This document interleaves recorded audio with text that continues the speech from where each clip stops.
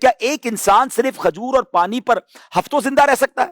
اور اگر رہ سکتا ہے تو اس کے جسم کے اندر کون کون سی جادوئی تبدیلیاں رونما ہونے لگ جائیں گی؟ ناظرین، کھجور وہ چیز ہے جو مجبوری میں نہیں کھائی گئی، بلکہ پیارے آقا علیہ الصلوۃ والسلام کی پسندیدہ ترین غذاؤں میں سے ہے۔ صحیح بخاری اور مسلم میں ایک انتہائی مشہور حدیث ہے کہ جس شخص نے روزانہ صبح کے ساتھ 7 اجوا کھجوریں کھا لی اور اس دن اسے نہ کوئی زہر نقصان پہنچا سکتا ہے اور نہ کوئی جادو۔ سبحان اللہ، غور کیجئے، یہاں اللہ کے نبی علیہ الصلوۃ والسلام نے خاص تعداد بھی بتائی، 7 کھجوریں، اور ایک خاص وقت بھی بتایا، اور وہ تھا صبح کا وقت۔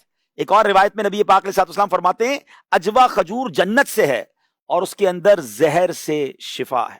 صرف یہی نہیں، جب ہم احادیث کی کتابوں کو پڑھتے تو ہمیں معلوم ہوتا ہے کہ نبی پاک علیہ السلام اپنی صبح کا آغاز کھجور سے فرمایا کرتے، اپنے روزے افطار جو ہے وہ کھجور سے فرماتے، اور یہاں تک کہ جب مدینے میں کوئی بچہ پیدا ہوتا تو برکت کے لیے جب اسے تحنیک دی جاتی، پہلی غذا دی جاتی، تو وہ بھی نبی پاک علیہ السلام کھجور مبارک کو چبا کر اس کے مبارک منہ میں دیا کرتے۔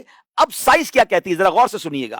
واٹ ماڈرن سائنس سیز، جدید سائنس اور نیوٹریشن کا یہ اعتراف ہے کہ 1400 سال پہلے کی حقیقت کو آج کی لیبارٹری کی ذرا خوردبین سے، مائکروسکوپ سے دیکھتے ہیں کہ سائنس کہتی ہے کہ کھجور کوئی عام پھل نہیں ہے، بلکہ زمین پر پایا جانے والا ایک مکمل سپر فوڈ ہے۔ جب ایک انسان صرف کھجور اور پانی پر گزارا کرتا ہے تو اس کے جسم کو کیا ملتا ہے؟ آج کے دن ہم تھکتے ہیں نا، تو ہم کیا کرتے ہیں؟ چائے، کولڈ ڈرنک، کافی، انرجی ڈرنک کا سہارا لیتے ہیں جس میں ریفائنڈ شوگر ہوتی ہے۔ وہ شوگر ہمارے خون میں انسولین کا طوفان کھڑا کر دیتی ہے، شوگر لیول شوٹ کر جاتا ہے، انسان دوبارہ تھک جاتا ہے۔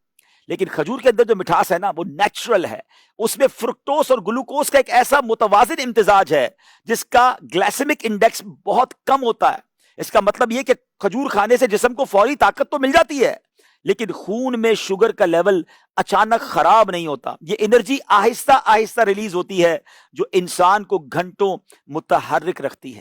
کھجور انشاءاللہ کینسر اور زہر سے جو ہے وہ انسان کو بچاتی ہے۔ زہر کیا ہے؟ زہر کی کئی قسمیں ہیں نا، سائنس کیا کہتی ہے؟ ٹاکسنز اور فری ریڈیکلز، اس سے کھجور ہماری حفاظت کرتی ہے۔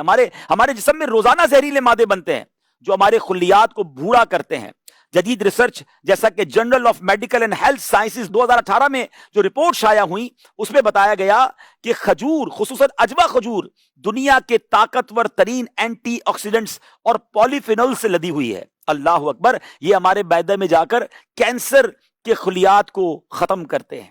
اللہ اکبر، بات یہی ختم نہیں ہوتی، کھجور جو ہے وہ ڈائٹری فائبر کی اس کے اندر اتنی مقدار ہوتی ہے کہ ہمارے نظام ہضم کے لیے بہترین ٹونک ہے۔ جب ہم روزانہ کھجور کھاتے ہیں، یہ ہماری آنتوں کی صفائی کرتی ہے اور معدے کے اچھے بیکٹیریا کی تعداد کو بڑھاتی ہے اور ہماری امیونٹی سسٹم، قوت مدافعت کو کنٹرول کرتی ہے۔ سبحان اللہ، کھجور میں پوٹاشیم ہوتا ہے، میگنیشیم ہوتا ہے۔ آج کے ڈاکٹر کہتے ہیں کہ ہائی بلڈ پریشر اور دل کے دورے کی سب سے بڑی وجہ جسم میں پوٹاشیم اور سوڈیم یعنی نمک کی کمی ہے۔ کھجور میں سوڈیم نہ ہونے کے برابر ہے اور پوٹاشیم بھرپور ہے، چنانچہ یہ شریانوں کو نرم رکھتی ہے۔ اور اچھا بتایا کہ پوٹاشیم کی کمی اور سوڈیم کی زیادتی ہے، نمک زیادہ ہے، پوٹاشیم کم ہے، اس لیے جناب ہائی بلڈ پریشر اور دل کے دورے ہوتے ہیں۔ کھجور میں پوٹاشیم نہیں ہے، پوٹاشیم زیادہ ہے اور سوڈیم نہیں ہے۔ تو سبحان اللہ، کیسا امتزاج ہے کہ شریانوں کو نرم رکھتی ہے، خون کے بہاؤ کو متوازن کرتی ہے اور انسان اچانک پڑنے والے دل کے دورے سے بچ جاتا ہے۔ یہ بات ہو گئی کھجور کی۔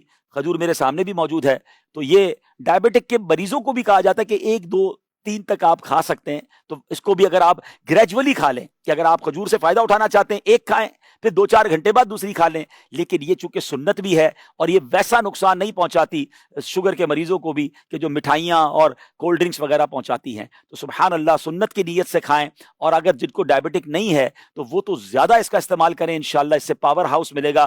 کیوں ہم جناب یہ دنیا کی مٹھائیوں اور ان چیزوں، اگر آپ کو میٹھا کھانے کا شوق ہی ہے تو اللہ نے اتنا پیارا میٹھا ہمیں دیا ہے نا، یہ کھائیں اور سنت کی نیت سے کھائیں، اور اس کی برکتیں آپ نے سائنٹیفکلی بھی سن لی۔ اچھا، پھر 2 چیزیں نا، پانی بھی کتنی بڑی نعمت ہے۔ پانی کا استعمال بھی تو صحیح طریقے سے کرنا سیکھ جائے نا، ہم کم پانی پی رہے ہیں، اس کی وجہ سے بھی ہم پریشان ہیں۔ آج کی سائنس کہتی ہے جب آپ پانی کو 3 سانسوں میں ٹھہر ٹھہر کر پیتے ہیں تو آپ کا جسم پانی کو بہترین طریقے سے جذب کرتا ہے۔